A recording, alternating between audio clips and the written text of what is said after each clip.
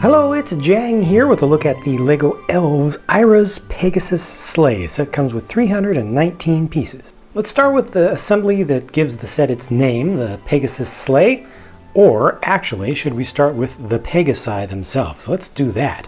You get one female Pegasus and one male. The difference is just in the printing. You get a slightly different eye shape and different color of the decoration for the eye and also the little bit just behind there.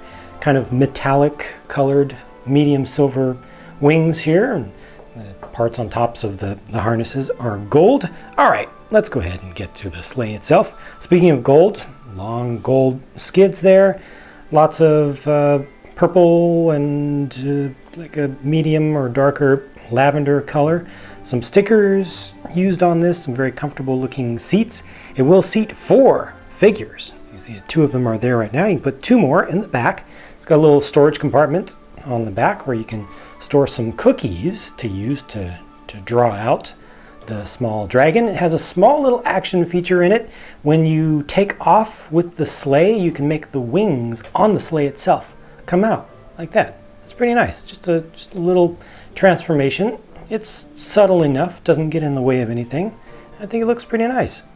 Beyond that, the design is pretty straightforward and everything is attached together. So you can take you can take each Pegasus off if you want to, but for the most part it's all nicely secured together so you can move all of this as one.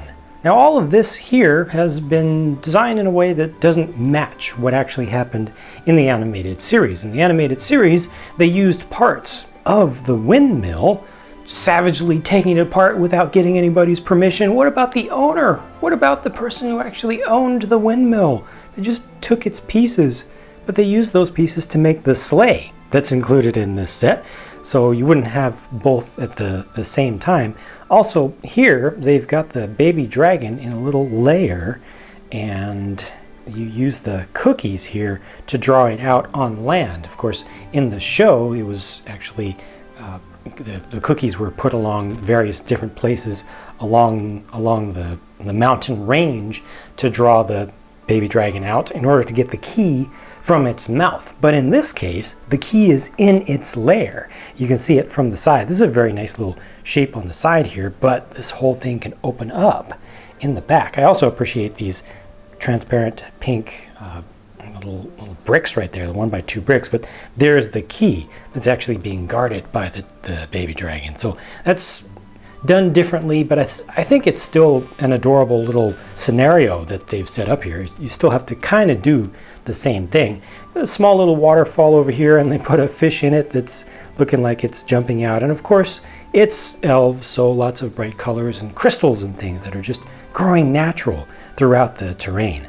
They also include this sign, which is a very nice iconic reference from the series, and you can angle these up in different ways, and these are actually printed, not stickered pieces, so they are just perfectly done and they will always be consistent from one to the next. This is a nice little thing.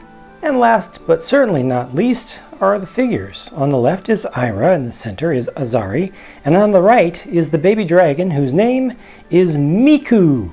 And that is an awesome little thing to get in LEGO. I hope that they will reuse that mold and offer it up in different colors. It looks like it could be a Pokemon thing. It looks like it could be in many different universes, different worlds. I think that just by releasing it with a different eye design and with different colors would really give it a lot of different personalities, and it's just a super useful thing and really nicely done. It's got its tiny little wings there. See that Zari also has a map that she's carrying around, and both of the shawls have little designs that are poked into them, or that are cut out.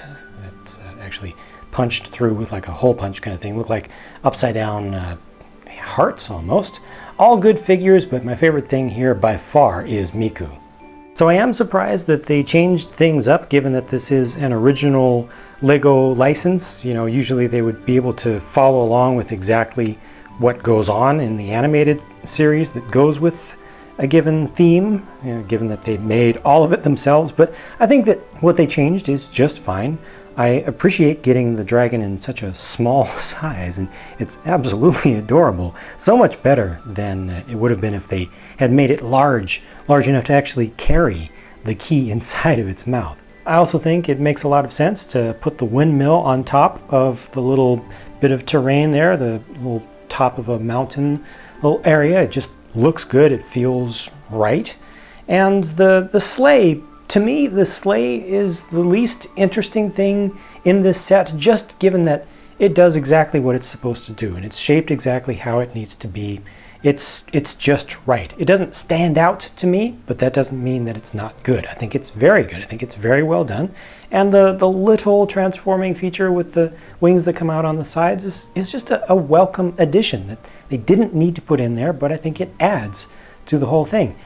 All in all, I think the set has nice pieces and nice design, just like most of the stuff that they've done for this entire Elves series. So that pretty much wraps up my thoughts about this one. Let me know what you think about this set by leaving your thoughts in a comment down below in the comment section. Be sure to check out the video description for answers to the most frequently asked viewer questions. I've got more videos to bring you, so I'll be talking to you again very soon.